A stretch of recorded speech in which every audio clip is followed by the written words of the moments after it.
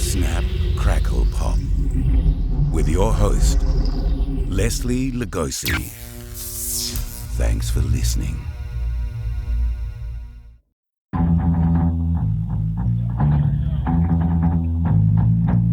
Can you hear me?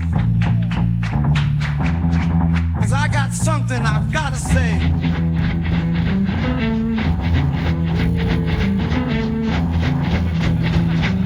Make 'em bleed now.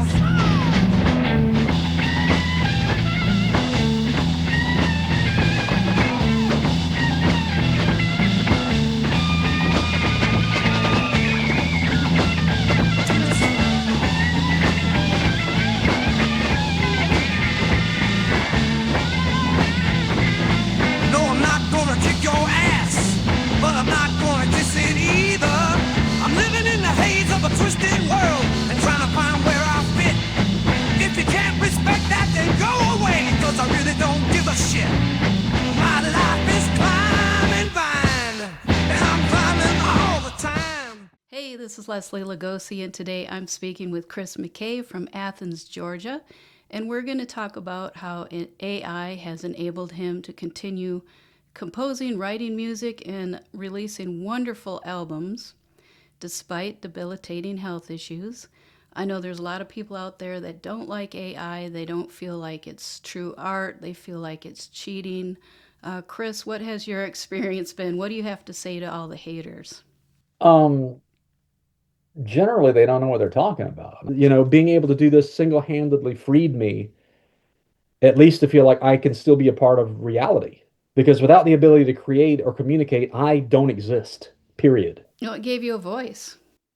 Literally, early June of 2024, I could hardly move, severe pain, couldn't take pain medications because of comorbidities and stuff. So it was just excruciating all the time.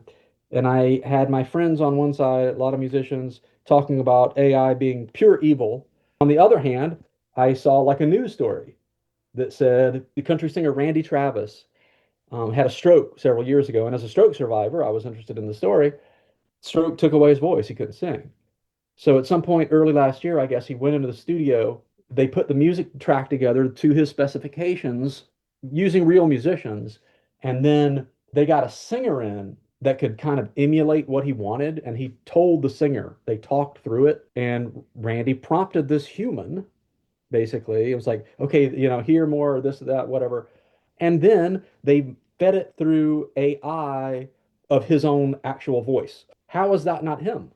Since I've been making music since I was a kid, I wanted to capture the sound in my head. The other side of the question was the first time that that record is exactly what I heard in my head, precisely everything about it.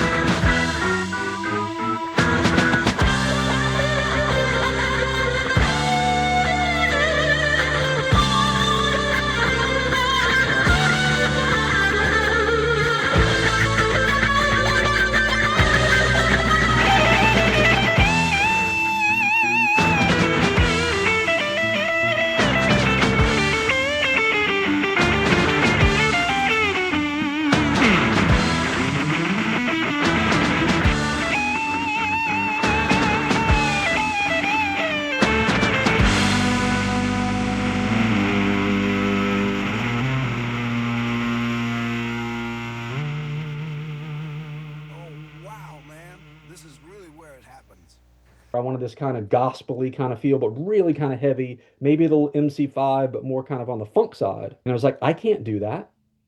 I mean, look at me, listen to me. So I went in, it was like, I'm just going to do this one song and just experiment and see if I can make something that sounds classic, is a word I'll use very discreetly here, because that's a hard word to use. But I wanted to be sure that it didn't sound modern. Now that we got all that out of our systems, how about we get to somewhere else? I mean, we both know we're on this same damn trip. So if you want to come along, let's go.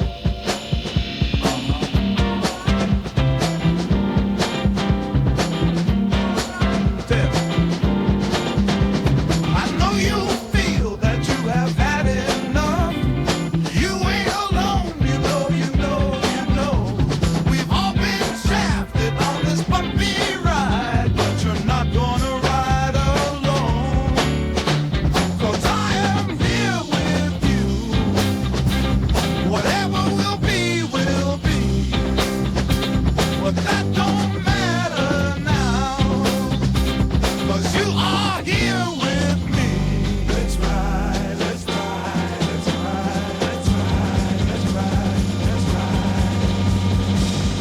it really helped me to make that record. Oh, it felt like you were expressing like your pain and you still have a voice and what you want to say through the record. I always hear your voice when I listen to that record. Well, I'm glad to hear that because, you know, I intentionally, for my own sake, I did not intend to release either of these records officially. I did not. Robert Schneider from E6, from Apples and Stereo and all that stuff, I didn't really know him well. You know, we kind of knew each other peripherally from just being around Athens and the music scene. About Jason Neesmith did the mastering for the other side of the question for me. He was like, you need to play this to Robert. So we were Facebook friends, even though I didn't know him. I was like, Jason says I need to send this to you. I was like, he's not gonna like this. And Jason was like, he'll be way into it. Oh, he was way into it. And he said he and his son had been working trying to figure out how to make AI work musically where the machine wasn't pulling the artist along. Something I'm paraphrasing a little bit. But he said, from my perspective, it seems like you're the first person that successfully pulled the machine along to get what you want. And I don't know enough about other people's experience to know the accuracy of that, but I know that comes from him. He doesn't talk shit. When it talks to music or technology, that's his thing. He knows it better than anybody. Robert convinced me, he's like, you have to do this and you have to do it on vinyl. So there's that marker there. And I haven't seen any album that was created predominantly with generative AI that was released and honest about it.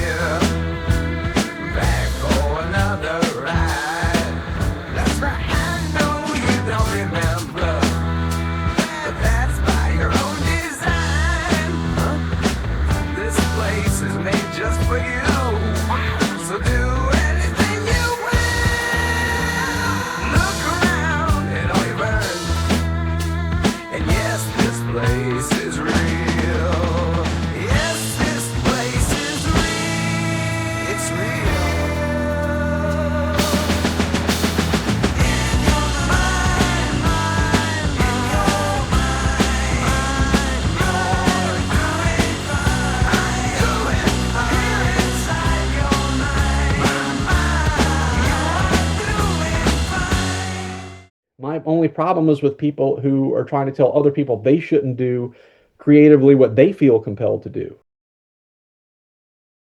You have any kind of suspension of disbelief, which I think you need to have for most types of music or any entertainment, really. Just go on the trip. You don't like it, fine. There's plenty for you. Now that I'm able to play and sing more again and record in that traditional way, I love that I have this other option too. And I love that I can mix the two. I can go in and have a sound from a different era, different production style, instruments. You know, if I want an orchestrated part with an orchestra, I can't just do that in my living room without it sounding synthetic before.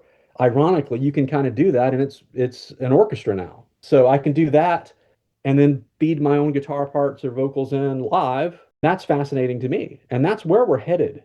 That's the other thing that's weird to me is that people are so adamant against something that they're not going to beat. It's not going away. The Price of a Wish, which is the second one, I'm hidden in this record a lot. I haven't told many people, but my vocals are hidden in here all over the place in different ways, but I was intentionally trying to make it not sound like me. I don't want to hear me for those records. The only thing you have to worry about is your own fear of, well, maybe nobody wants to hear my voice, which especially with neurodivergent people, well, you know, I'm this, I'm that, they're not going to want to hear from me. That's bullshit. People do want to hear from you. There are a lot of us. Your experience is our experience. And where your experience differs gives us a different perspective to understand our own. The same theory of all art. Express yourself.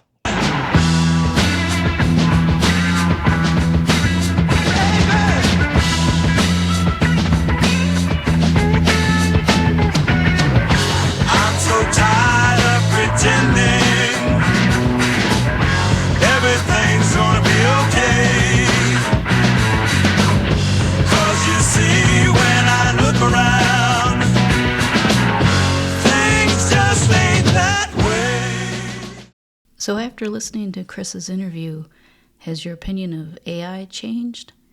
Would you use it if you became disabled and couldn't create in the way that you used to before your disability? If you'd like to check out some of Chris's music, click on the links below. Again, thanks for listening.